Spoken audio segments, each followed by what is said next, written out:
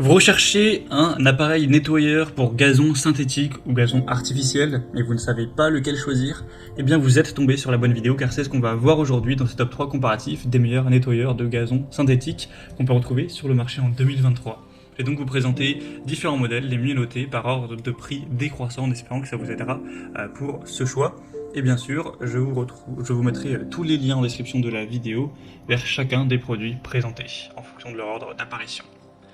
On va donc commencer avec le Garland, le Comber 302E. Donc là, c'est un modèle électrique qui va vous permettre d'aspirer toutes les petites saletés qui viennent s'agglomérer sur votre pelouse synthétique. Ça peut être des résidus d'arbres, etc.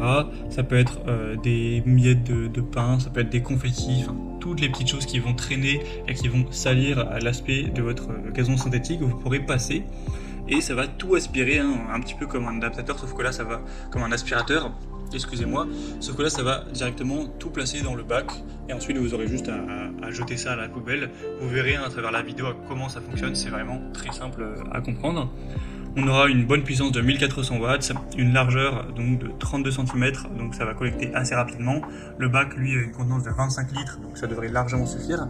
Donc si vous avez une surface relativement importante, gazon synthétique, ça peut être intéressant d'investir dans ce produit.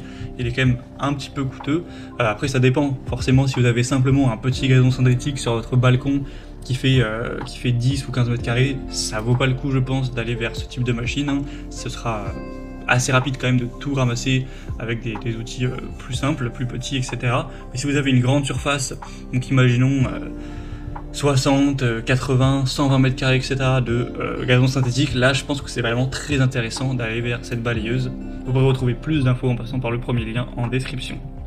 Un deuxième produit que je vous présente, c'est le Gardena aspirateur de feuilles. Alors c'est pas vraiment un aspirateur en tant que tel, c'est un modèle mécanique qui va simplement voilà les éléments qui vont tourner avec les brosses rotatives, capturer tous les petits éléments qui vont simplement salir votre jardin, donc en particulier les feuilles. C'est pas adapté uniquement spécifiquement pour les gazons synthétiques, c'est même fait pour le gazon tout court, mais ça peut bien sûr être utilisé pour un gazon synthétique. Donc si vous avez plein de feuilles qui traînent dessus, vous allez passer et voilà, avec une poignée ergonomique, le côté mécanique, ça va attraper tous les résidus, donc les feuilles en particulier, ou d'autres petites saletés qui peuvent tomber des arbres ou autres qui vont être sur votre pelouse.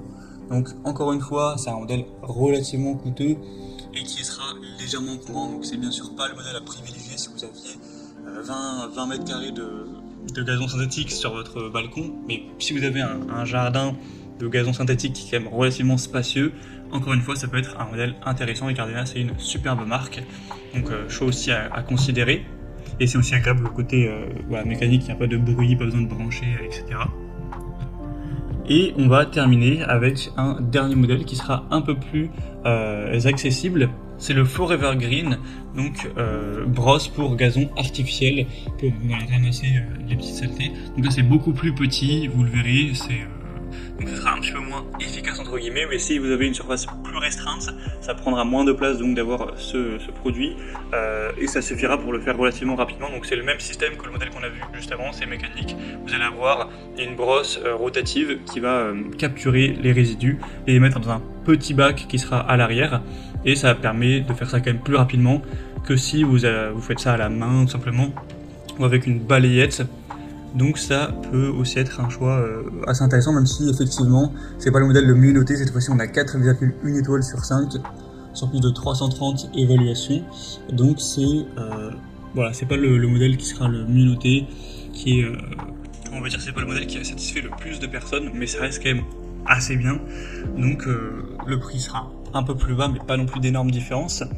Mais clairement ça peut être intéressant si vous avez une plus petite surface, on va dire une surface intermédiaire, et que vous n'avez pas forcément énormément d'espace de rangement, car là c'est un modèle beaucoup plus petit que les autres. Ça permet aussi de remettre le gazon synthétique un peu mieux en place pour qu'il ait un meilleur rendu, donc ça a un petit peu cette double utilité.